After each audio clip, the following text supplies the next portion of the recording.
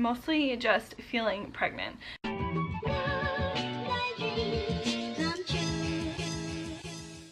Hey, welcome to my 29-week update. This week the baby is the size of an acorn squash or a Hawaiian pineapple. I'm not sure what the difference between a Hawaiian pineapple and a pineapple from somewhere else is, but that means the baby is between 15.2 and 16.7 inches and weighs between 2.5 to 3.8 pounds. So she is finally over that 2.5 hump that she has been at for like, I don't know, the last like month. I feel like every video I made for the last like so long, she was between 1.5 to 2.5 pounds.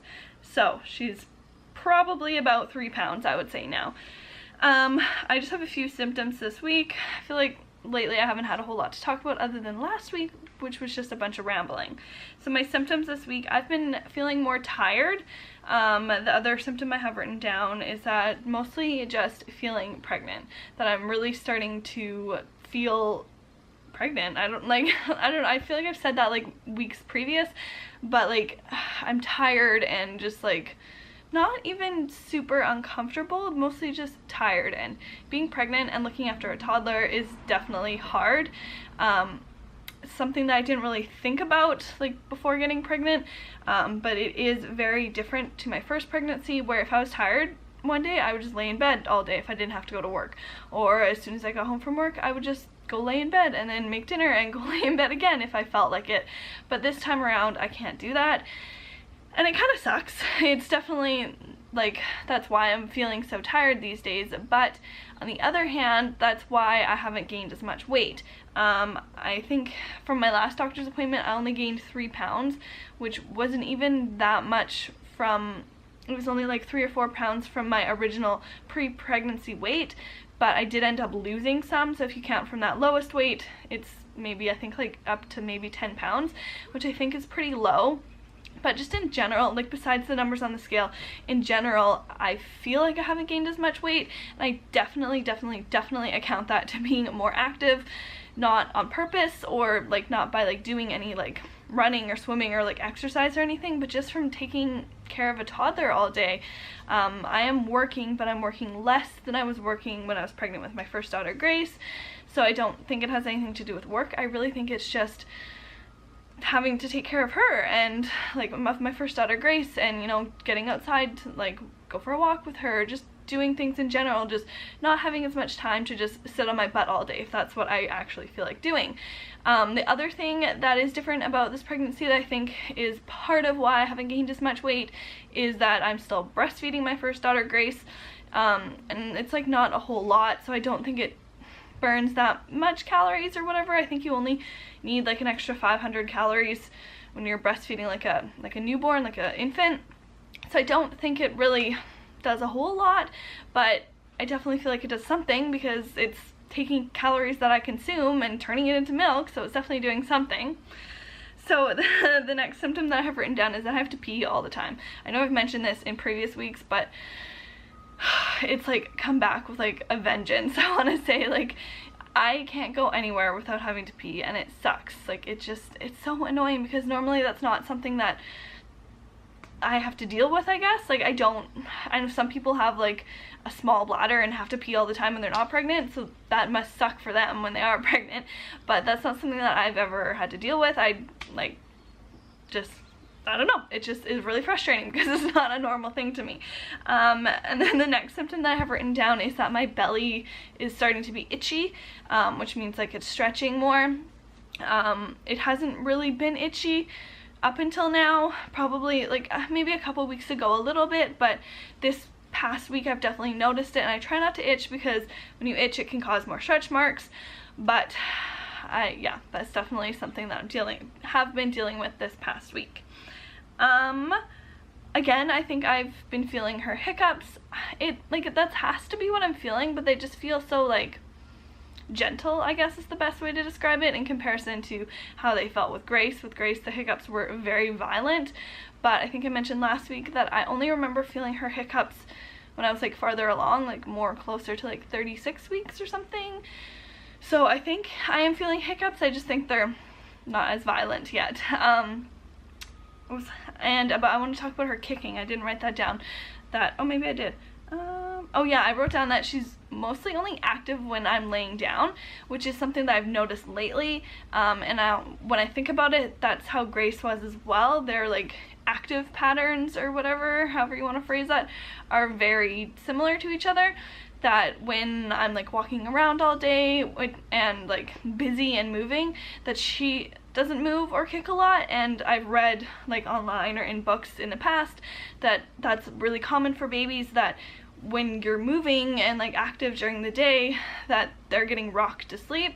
So that's why a lot of babies, their sleep pattern is like backwards when they're born, because they're used to all day when mom is up and about and doing things, they sleep during the day, and then when mom lays down at night, they're awake, which is like pretty common for babies.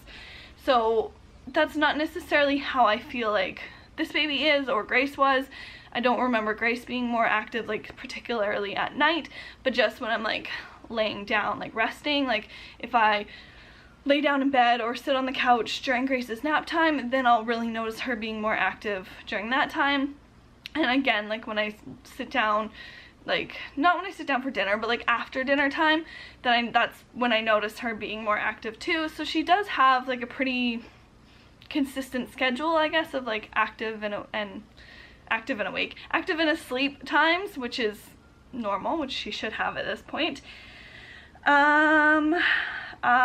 This week, I think it was this week, I think it was on the weekend, I finally took my paperwork into the hospital to like pre-register or whatever it's called.